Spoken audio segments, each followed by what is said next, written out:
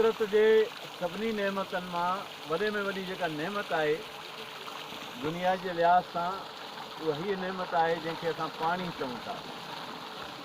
पाणी हर लिहाज़ सां जेतिरो इंसान लाइ अहम आहे एतिरो वरी फ़रहत बख़्श ऐं राहत ॾींदड़ आहे। अॼु रोज़ जे टाइम ते ही मंझंदि गुज़री वञण खां पोइ शाम जे शुरूआती पहरनि में जॾहिं असां सेठ किशन चंद आॾवाणी साहिबु ऐं पंहिंजे दोस्त डॉक्टर श्याम सुंदर आॾवाणी साहिब जे आॾवाणी फार्म ते ट्यूबवेल ते वेंझण जे लाइ आया आहियूं।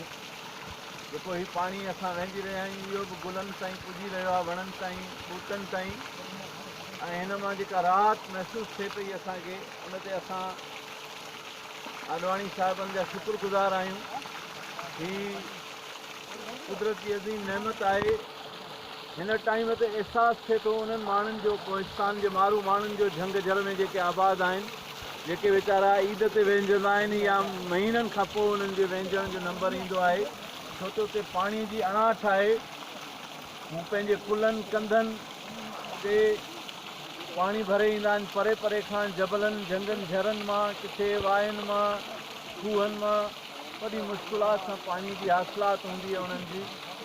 उते असांखे हिन पाणीअ में वेंझंदे फ़रहत महसूसु कंदे अलाह जो शुक्रिया अदा कयूं था जंहिं असांजे लाइ हीअ नेमत आसान फरमाई ऐं हिते ही वेंझी करे असां शुक्रगुज़ार आहियूं अलाह साईं जा बि, उन्हनि दोस्तनि जा बि, आॾवाणी साहिबान जा जिन हीउ फार्म क़ाइमु कयो, जेको थाणे बुलाखान जे धरतीअ ते मुंहिंजे ख़्याल में शायदि पहिरियों एॾो वॾो फार्म आहे जंहिंमें माशाअल्लाह हितां जा सूफ़ी बेर तमामु मशहूरु हूंदा आहिनि, चीकू मशहूरु आहिनि, पारवा मशहूरु आहिनि, हिते जा लीमा तमामु मशहूरु आहिनि ऐं तमामु हिकिड़ो ख़ूबसूरत तरतीब ॾिनल आॾवाणी फार्म आहे जेको यादगार थाणे बुलाखान जे धरतीअ ते ख़ूबसूरत फार्म आहे।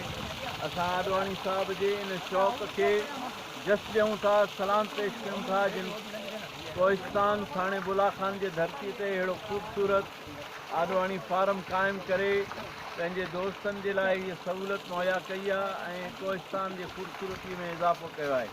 असां शुक्रगुज़ार आहियूं साईं जिन जा।